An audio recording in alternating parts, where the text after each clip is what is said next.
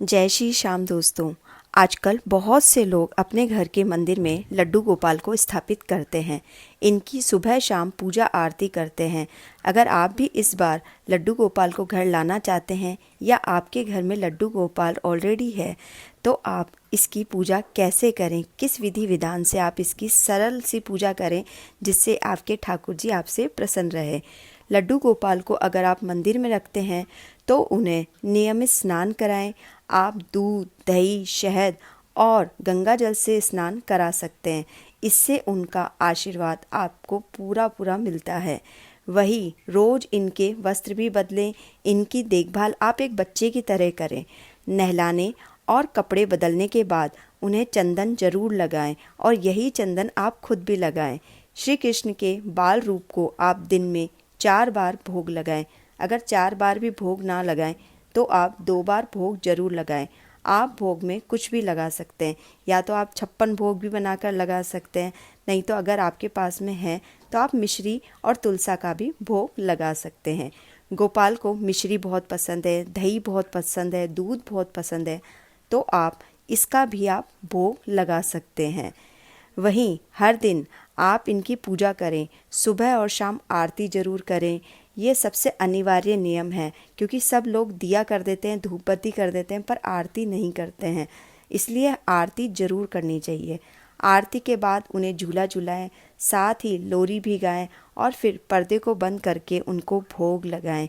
उनके सारे श्रृंगार करें, उनको सारे गहने पहनाएं। इसके अलावा आप बाल गोपाल को कभी भी घर में अकेला ना छोड़कर जाएं।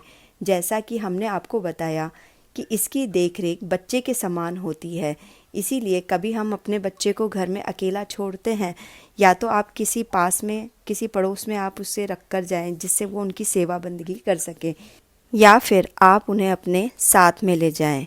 और दूसरा, आप कभी भी भगवान को आप भोग लगाएं। ठाकुर जी को आप पंचमेवे का या भोजन का, दही का, किसी भी चीज़ का भोग लगाएं।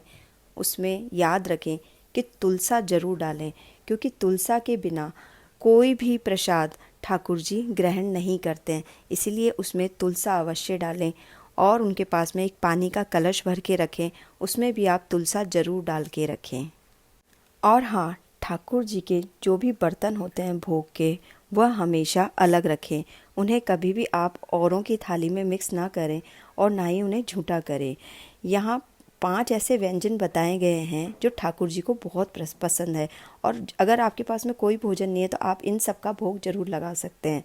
आप मिठाई का भोग लगा सकते हैं, छाछ का भोग लगा सकते हैं, मक्खन का भोग लगा सकते हैं, क्योंकि उनके प्रति के समान कोई भी भोग नहीं होता है। माखन मिश्री भगवान कृष्ण को बहुत प्रिय है। आप फल फूल का, किसी भी चीज़ का भोग लगा सकते हैं। ऐसा कोई विशेष नहीं है कि भगवान को इस चीज़ का भोग लगाएंगे तो ही भगवान खुश होंगे। इसी प्रकार आप ठाकुर जी की बहुत सरल तरीके से पूजा कर सकते हैं। वह इन्हें अपने घर में अच्छे से स्थापित कर सकते हैं। और वैसे भी भगवान तो भाव के भूखे होते हैं। बस आप आपकी भाव में भगवान की सेवा कीजिए और उसका आनंद लीजिए। राधे राधे।